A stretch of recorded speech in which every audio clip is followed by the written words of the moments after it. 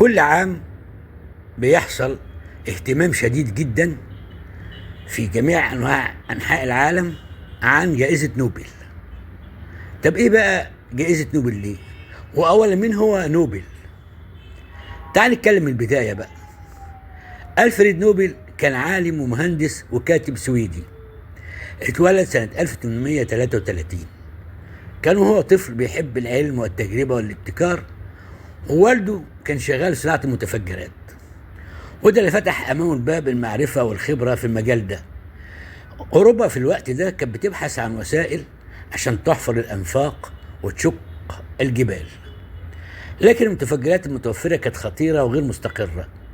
هنا بقى جاء دور نوبل اللي اخترع مادة سماها الديناميت سنة 1867. الاختراع ده عمل عمليات البناء والتفجير أسهل وأكثر كفاءة، لكن في نفس الوقت استخدم في الدمار وفي الحروب وفي الخراب الأوطان. الديناميت اللي اخترعه الفريد نوبل بفضله أصبح نوبل أغنى رجال العالم. لكن ايه اللي خلاه يفكر في ترك ثروته للعالم ويعمل بيه جايزة؟ في قصة مشهورة ان صحفية فرنسية نشرت نعي خاطئ عنه بعد وفاة شقيقه. كتبت ايه بقى؟ كتبت عنوان قاسي جدا، كتب كده: تاجر الموت مات.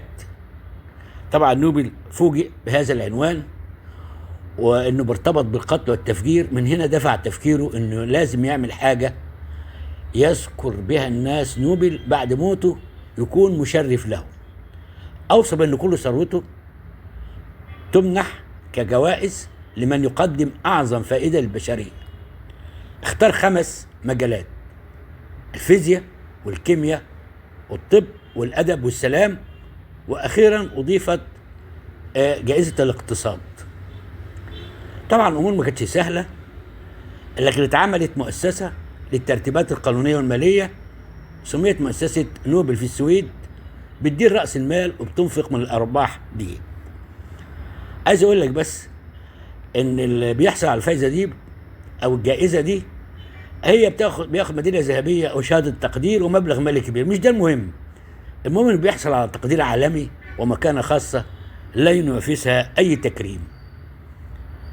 عايز أقول لك جائزة نوبل مش مجرد ميدالية أو احتفال سنوي، هي رسالة من الماضي إلى المستقبل. رجل واحد امتلك الشجاعة ليحول صورته من صانع متفجرات إلى صانع أمل. حبيت أقول لك على جائزة نوبل. تحياتي وأشكرك إنك استمعت إلي.